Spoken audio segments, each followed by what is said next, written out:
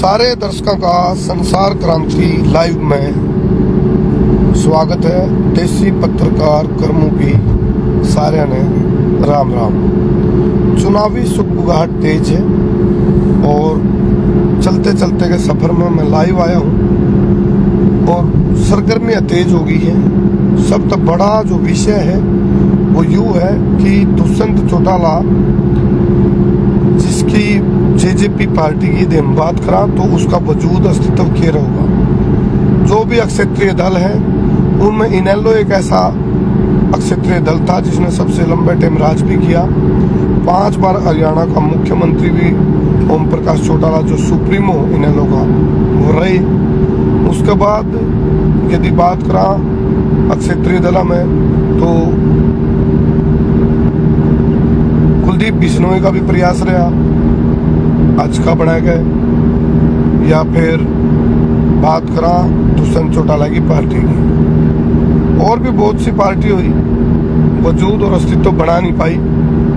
लेकिन यदि अक्षेत्रीय दल में उभरते हुए दल की बात करा पहले चुनाव में तो जेजेपी उसमें बहुत आगे रही। पहले चुनाव में डिप्टी सीएम की सीट पर बैठ जाना दुष्यंत चौटाला के लिए बहुत बड़ी अपॉर्चुनिटी भी थी। हालांकि जो राजनीतिक विशेषज्ञों का यूँ कहना है इस गठबंधन तक बीजेपी ने भी फायदा होया और दुष्यंत चौटाला ने भी। आपकी राय भी दो, आपने क्या लागे है कि दुष्यंत चौटाला ने ये जो चुनाव होगा 2024 का अक्टूबर के आसपास, अक्टूबर 2024 में, उस चुनाव में दुष्यंत चौटाला ने बीजेपी के साथ गठबंधन में चुनाव लड़ने में फायदा है राजनीतिक रूप से या अलग हो गए। क्योंकि इतना तो मानना पक्का है पिछला चुनाव में यदि दुष्यंत चौटाला अपना परफॉर्मेंस घना बढ़िया नहीं दे पाता तो भूपेंद्र हुड्डा किते न किते सत्ता में भी होता, ऐसा राजनीतिक लोगों का कहना है। मेरा यू लाइव जाति पाति पार्टी धर्म संप्रदाय तक ऊपर उठ के निष्पक्ष बात रखना और आपकी राय लेना। कमेंट आने शुरू हो गए हैं। ओम प्रकाश भाई नु को है भाई गठबंधन में चुनाव लड़ना दुष्यंत चौटाला के लिए ठीक रहेगा। इसमें आपने 3-4 बातों का ध्यान रखना है, अपना जो एनालाइज दो। एक तो ये देखना भी राजनीतिक जो अस्तित्व है क्षेत्रीय दल का जेजेपी का, उस वजूद को भी ध्यान में रखना है भी कौन सा ऐसा फैसला दुष्यंत चौटाला करे जिस तरह उसके राजनीतिक अस्तित्व वजूद बचा रहे। नहीं तो क्षेत्रीय दल का इतिहास रहा है, एक चुनाव में यदि वो बाजी मार भी जाओगे तो आगे उनकी खील सी खिंड जाती है, मतलब ऐसा सुनने में आया है। दुष्यंत चौटाला के बारे में कुछ राय लोगों ने ये भी दी, यदि दुष्यंत चौटाला जो सत्ता से दूर का जो वनवास था जब ये एक होया करता इनेलो जेजेपी, जब उसमें से दूसरी पार्टी नहीं बनी थी चाचा भतीजे वाली अलग से, तो 15 साल का वनवास था, कार्यकर्ताओं में रोष था, नाराजगी थी। दुष्यंत चौटाला को अपने चाचा के साथ भी एक प्रतिस्पर्धा थी, अंतर कलह जो चल रही थी उसमें दुष्यंत चौटाला के लिए अपने वो भी जहन में थी बात, अभी चाचा को भी जवाब देना है और पार्टी का अस्तित्व भी खड़ा करना है। ज्यादा तो आप पारिवारिक ही मानो, इसने पारिवारिक जो इंटरनल कलह थी उसकी वजह से ही जेजेपी का उदय हुआ था। यदि परिवार में अनबन ना होती तो पार्टी का उदय भी नहीं होता और शायद बन जाती इनेलो। बसपा के साथ जब अलायंस था तो बसपा के साथ अलायंस था तो पक्का इनेलो आस का थी, तो शायद वो बीजेपी की स्ट्रेटजी का हिस्सा था कि भी इनेलो को कमजोर करने का तरीका ये है इनके भीतर फूट डाल दी जावे। कुछ तो आपसी फूट थी, कुछ ऊपर तो का रबलक में तो बुआ का जीवित रहता, ऊपर तो फूफा लेना गया। यानी कि भारतीय जनता पार्टी ने जो अपना ब्रह्म अस्त्र छोड़ना था वो छोड़ दिया था। लेकिन ब्रह्म अस्त्र छोड़ने के बावजूद भी यदि देखा जाए राजनीतिक रूप से तो दुष्यंत चौटाला के लिए इससे बढ़िया विकल्प नहीं हो सकता था कि भाई वो पहली बार ही अपने 10 विधायक लेकर आ गया और सत्ता में यदि डिप्टी सीएम की कुर्सी पे बैठने का मौका मिला है। शायद कोई और भी दुष्यंत की जगह होता तो इस मौका ने कोई नहीं छोड़ेगा। उसके लिए 2 फायदे थे, अपनी पार्टी का कैडर खड़ा करना और दूसरा चाचा को अपनी सफलता का स्वरूप दिखाना। दूसरा ईब नू को है भी यदि वो गठबंधन नहीं करता तो शायद इसके जो विधायक थे उनके साथ हॉर्स ट्रेडिंग भी हो सकती थी या किसी भी लालच में विधायक भाग जाते, ऐसा भी सुनने में आया है। आपने क्या लग गए राय दो। तो दुष्यंत चौटाला ने गठबंधन करके डिप्टी सीएम की कुर्सी पे बैठ के ठीक कराया था, गलत कराया था, वो बताओ। क्योंकि यही सवाल इस टाइम इसलिए जरूरी है क्योंकि ये सवाल लोगों के बीच में चलेंगे, क्योंकि 2024 का जो आम चुनाव है उसको लेकर के ये बातें चलना और ये तालमेल बिठाना, ये राजनीतिक जो चाणक्य हैं और राजनीतिक जो रुचि रखने वाले जो लोग हैं, जिनकी वजह से माहौल बना कर उनका युग के अंदर होगा।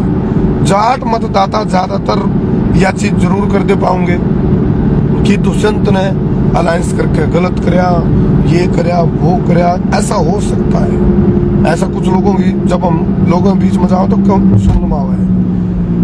अब 2024 में अकेले अपने दम पे जेजेपी चुनाव लड़ती है, उसमें ज्यादा जेजेपी ने फायदा, या गठबंधन में रह के चुनाव लड़, तो ये अपनी राय देंगे रहो। दुष्यंत ने एक्साइज डिपार्टमेंट में भ्रष्टाचार किया है, हाँ, और वेश मान का कहना है जनमत नहीं बच। अच्छा, विकास भाई कह रहे हैं कैसे भी आए जनमत नहीं बचेगी। अच्छा, कांग्रेस पार्टी जिंदाबाद, प्रवीण अत्री कह रहे हैं। और अरवेश भाई कह रहे हैं दारू कारोबार को। भाई वो काम हो रहा है, सत्ता में कोई है जो हाई में नहीं चलाई तो फिर फायदा क्या। सत्ता का तो सिद्धांत यो है आजकल का, तो क्योंकि पहले राष्ट्रनीति हार दी, फिर यह बनी राष्ट्रनीति के बाद या राजनीति बनी, राजनीति के बाद बनी या राजनीति रातन लुटने की, फिर जात नीति जात पात पागी, आजकल यह नाश नीति है। तो इसका हिस्सा है, इसमें कोई बड़ी बात को नहीं भाई। कोई आई में अपने गप्पे नहीं मारेगा, तो कोई भी हो, कोई भी बैठा हो, ये तो राजनीतिक पार्टियां का सिद्धांत रहा है ये तो। जी जी जी जी, कैसे भी आए भाई, चलो अपनी राय दो, कुछ यस कह रहे हैं, कुछ नो कह रहे हैं। दूसरा कुछ लोगों ने ये भी कहा, जो हमारे पास लोग हैं बीच में जाकर हमने सुनने में मिला है भाई, यदि दुष्यंत चौटाला पहले इलेक्शन में डिप्टी सीएम बना है तो काडर मजबूत होगा। ये अगला जो चुनाव होगा उसमें, इस चुनाव में दुष्यंत चौटाला के लिए सबसे बड़ी चुनौती यार होगी जाट वोट बैंक की नाराजगी। उसको दुष्यंत चौटाला कैसे सेट कर पाऊंगा? यदि सेट कर भी पाऊंगा तो दीपेंद्र हुड्डा उसका सबसे बड़ा कंपटीटर होगा। उसके चाचा का जो अस्तित्व है, इनेलो पार्टी की बात करा तो वो भी उसके सामने जाट वोट बैंक के रूप में खड़ा हुआ।